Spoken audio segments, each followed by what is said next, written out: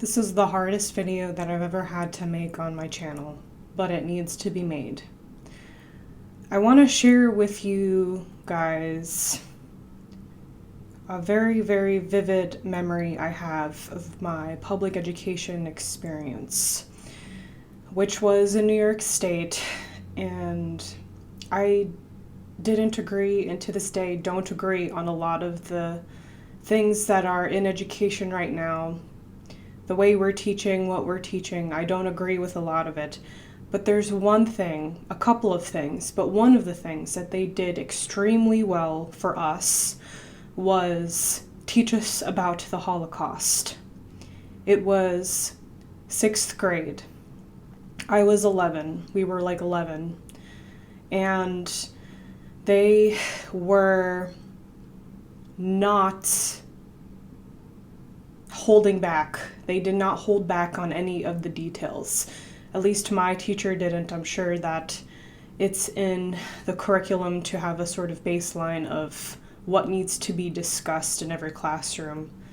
But surely my teacher did not hold back any of the details. She did not treat us like 11-year-olds. She treated us like adults. I remember her saying, "This is going to be one of the most horrific things you see in your educational experience, but you guys are now old enough to know the truth of this situation and what happened to us." In her own words, of course. We saw everything in that classroom. We saw every single photo. We spent many, many weeks every day looking at photos of this horrific hell event that was Earth. We saw hell on Earth. And it's kind of a blur because it was a shock to me at the time, but there is one very specific day when we were going through this material that I remember.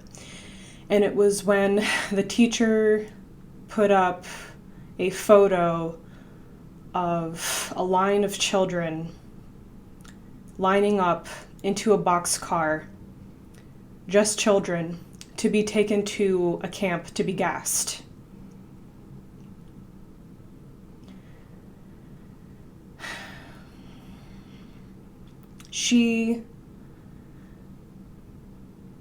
I think that was her tipping point. She started to cry, and when she started to cry, I started to cry.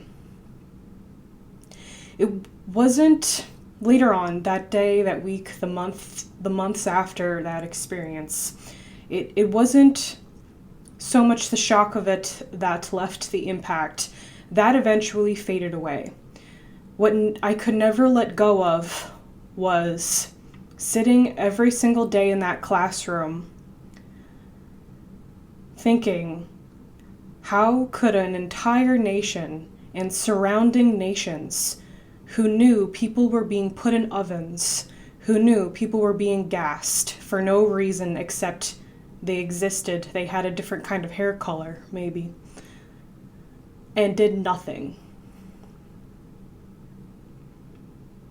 Watched it happen. Of course, that wasn't every single person. People were trying to hide their neighbors, their family, their friends in their homes, sometimes successfully, sometimes not.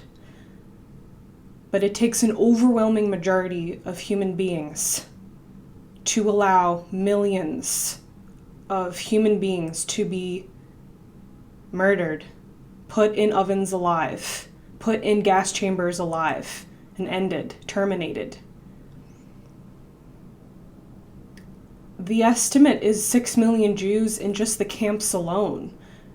It doesn't include the ghettos. It doesn't include what was happening around that. People were seeing murder in the streets, not just at the camps. They knew exactly what was happening, and they did nothing. We all just watched it happen. Even America had businesses, had people here on our ground having conventions for the Nazis.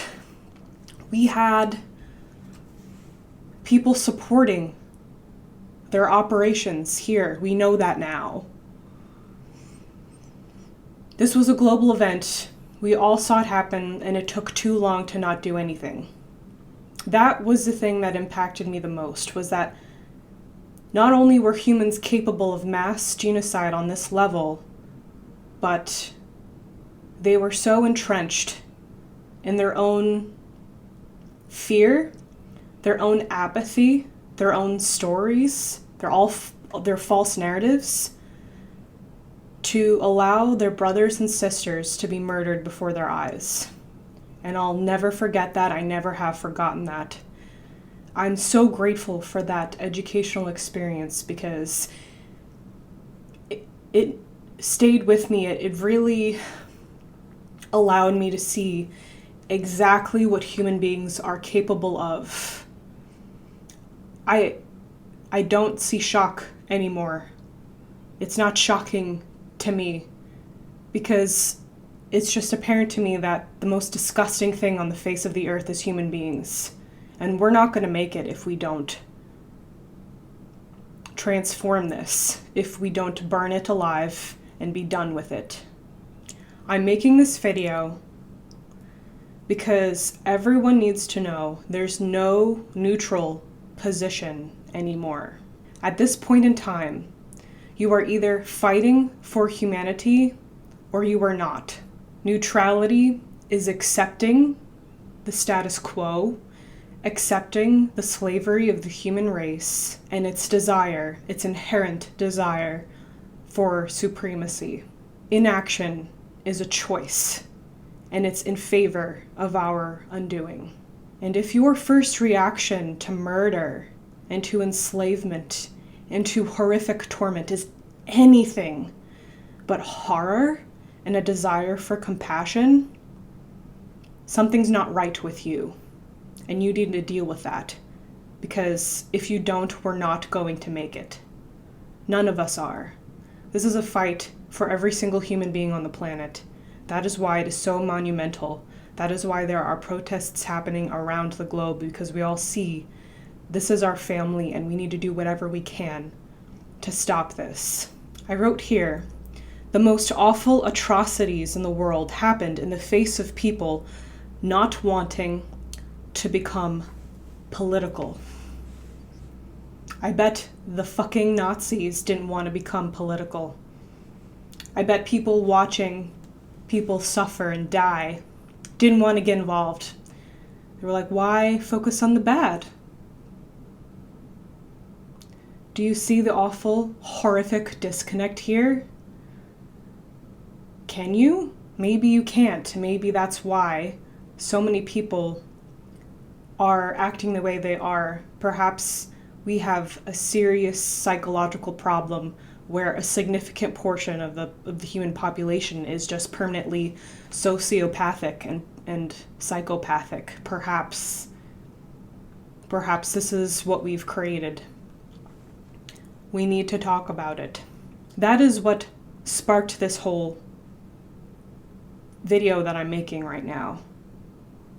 Is a person complaining I was too political when I was trying to make my love louder than hate. Let these people surface.